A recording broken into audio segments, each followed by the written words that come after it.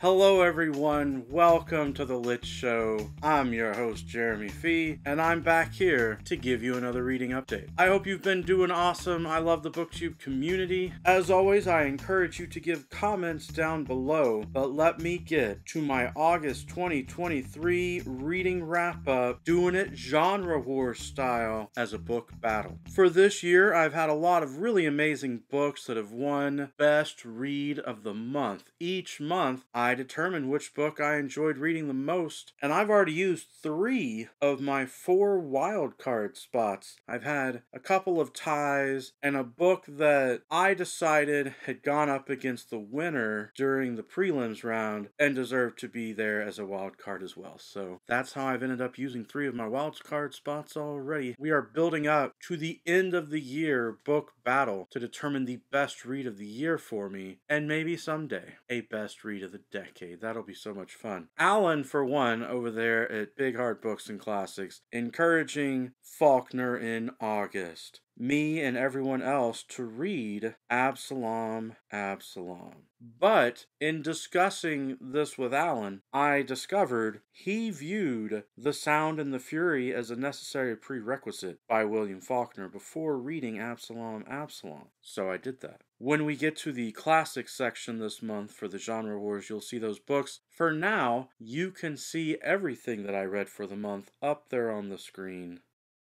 Alright, here we go. In fiction, we've got The Committed by Viet Thanh Nguyen. Previously, the first book in this series, which was a big prize winner, highly acclaimed, won my best read of the month. This book was an intriguing follow-up. The main character in the first book had spoilers happen, so this book is even more absurd, out there, but it's a mind trip. But it is an exciting read, and I completely understand from a literary standpoint, thematic standpoint, why that's going on with the characters. It is up against a book I got from NetGalley, so as always, thank you to NetGalley for providing free, usually ahead of time before publication, advanced reading copies of books. This one is The Prumont Method by Trevor Hauser. I wanted to read it once I saw that cover, that amazing gun-shaped swimming pool, which brought imagery from the film Sunset Boulevard, and both the novel and the film versions of The Great Gatsby, and all of that. I was intrigued. It is a fun read. You might put it under a mystery, thriller, crime section, but it is literary in nature, so it managed to land up here in general fiction. Between these 2 books, I recommend them both, but I feel that The Committed deserves the bump on up to quarterfinals. The next pairing, we've got 2 books from P.L. Stuart. These are books 2 and 3 in the Drowned Kingdom series. Previously, book 1 in this series won as my best read of the month. I've read so many great books this year, and I'm doing my best to try and follow up and keep reading more books by those authors and see what they've written. This is a series where it is difficult to talk about book 2 and 3 because there are major things that happen in book 1, and I fear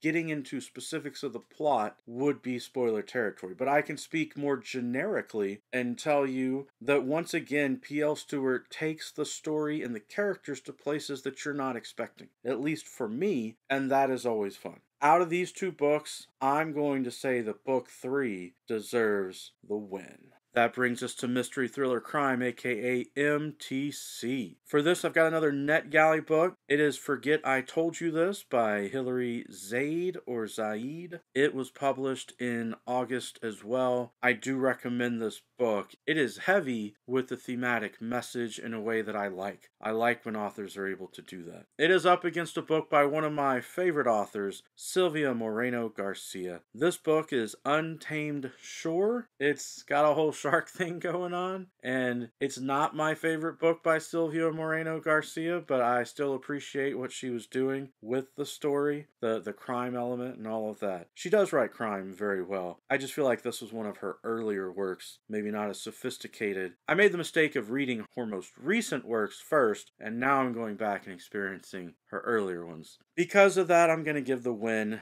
to Forget I Told You This. Next up, we've got horror, where I thought these books were horror, which is why I put them in this category, but you would probably call them magical realism if you read them. There's even some fantasy romance. It's more Silvia Moreno Garcia. Both of these are by her because I wanted to get through everything that she has written, at least everything that's published as a book. The first one here is Gods of Jade and Shadow. This one is a bit heavy on the fantasy magical stuff, more so than horror, but there are elements that you would also see in a horror story, potentially with the types of creatures and all of that. The second book is Signal to Noise, and I love this one. It is a coming of age story.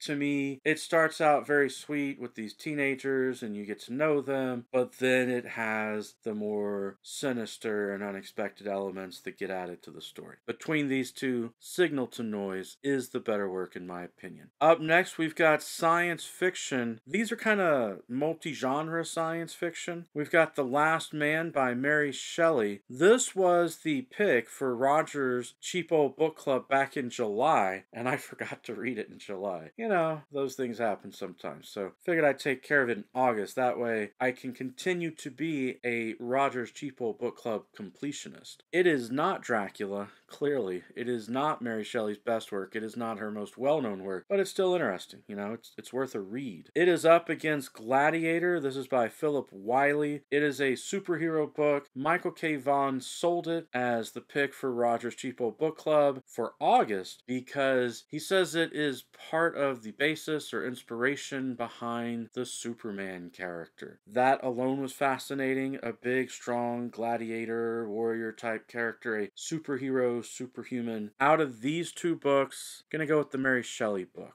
To me, it's just a little more literary. Then we've got the classics. In the classics, this is where we find the Faulkner and August selections. So Alan encouraged me to read The Sound and the Fury before reading Absalom. The two of those books are in this category. What happened was, it was an extremely busy month, and I did not actually finish Absalom.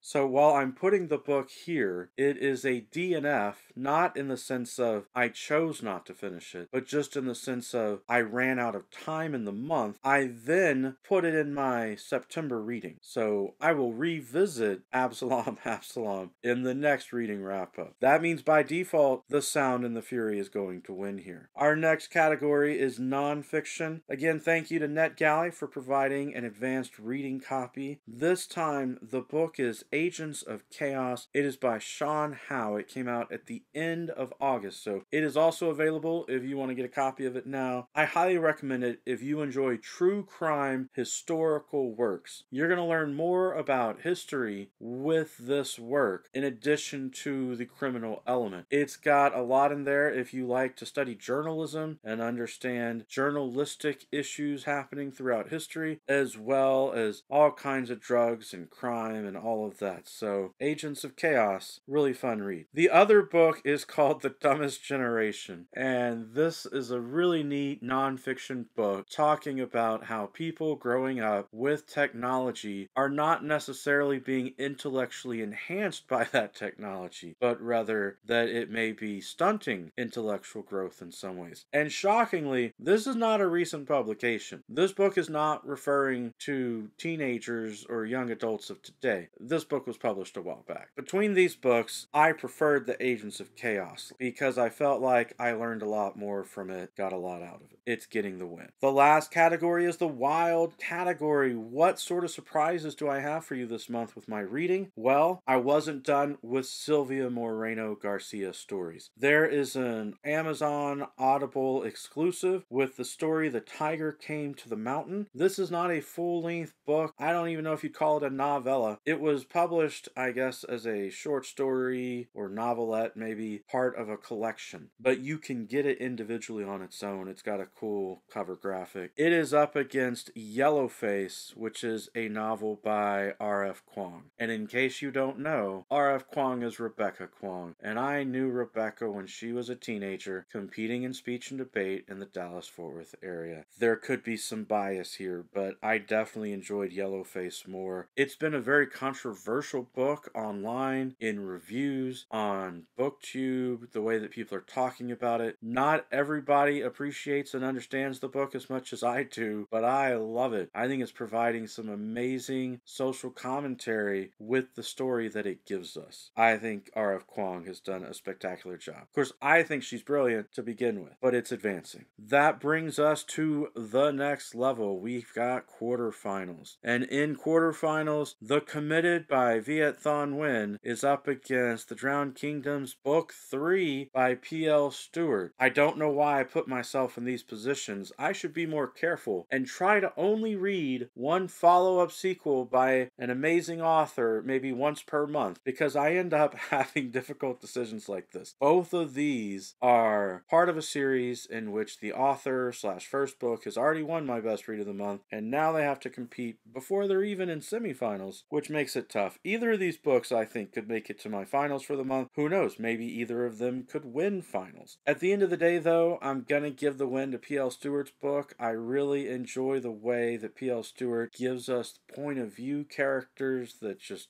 it's so fascinating. It's so entertaining. Rhetorically and thematically, what he's doing with the story. Of course, you could say the same about Viet Thanh Nguyen, except that you have to be willing to tolerate more absurdity and insanity with Viet Thanh Nguyen's work. I feel like P.L. Stewart's works are probably more approachable for a general audience, and especially for fans of fantasy. It's getting the move on up to semifinals. Up next, we've got our mystery thriller crime. Silvia Moreno Garcia was defeated by Hilary Zayed's book Forget I Tell You This in the prelims, but now Silvia Moreno Garcia is back with Signal to Noise up against Forget I Told You. In this one, I'm going to give the win to Silvia Moreno Garcia's book, and if you enjoy coming of age stories that have magical realism, some kind of fantasy horror twists in there, then I think you'd enjoy this one. Even though it is one of her earlier works, and you might think of it more as a young adult book. Up next, the science fiction winner, The Last Man by Mary Shelley, post-apocalyptic sort of story, up against The Sound and the Fury by William Faulkner, what many people believe is one of the greatest works of literature ever written. I love that William Faulkner took Macbeth by Shakespeare and looked at that passage and was inspired with the quote, The Sound and the Fury. But there's more to that passage, and when you think about how William Faulkner put this story together, he used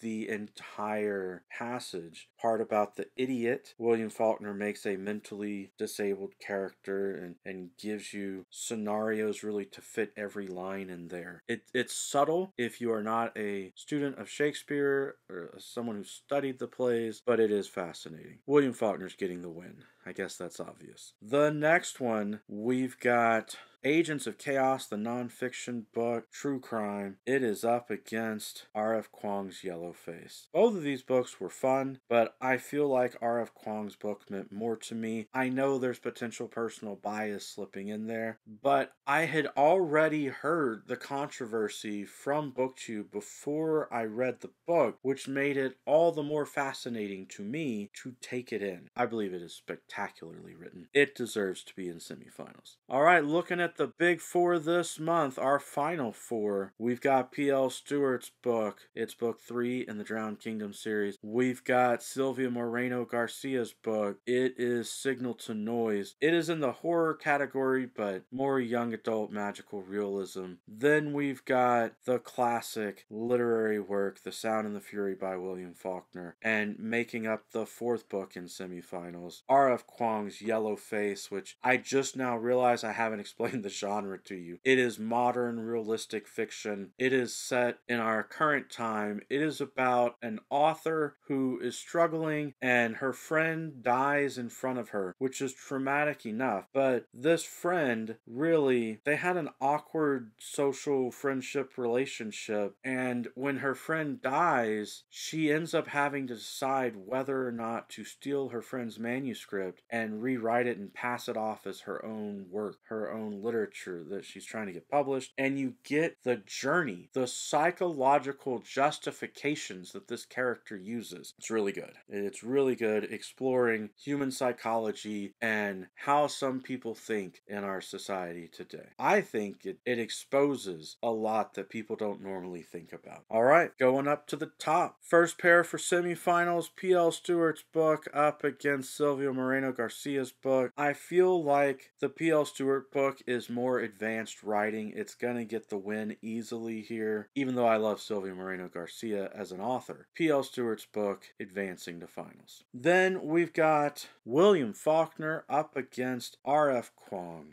This is a tough one. I mean, certainly The Sound and the Fury is a book that resonates with multiple generations and has very poignant commentary about society, time it was written, but also feels somewhat timeless. I'm going to argue that R.F. Kuang's book, while it is not the same sort of literary book, is written in a way that is providing commentary in a way that William Faulkner would appreciate and respect. I believe R.F. Kuang's book, therefore, since I actually enjoyed reading it more, sometimes William Faulkner's prose feels like a chore to get through, but R.F. Kuang's was always fun. It was smooth, easy for me to get through. R.F. Kuang's going to finals. And the bad news about that is I now have P.L. Stuart up against R.F. Kuang. I love P.L. Stuart's work with BookTube, AuthorTube, the great conversations in the community. Like I said, I knew Rebecca Kuang when she was a teenager. I have followed her journey as an author. I'm really proud of her and what she's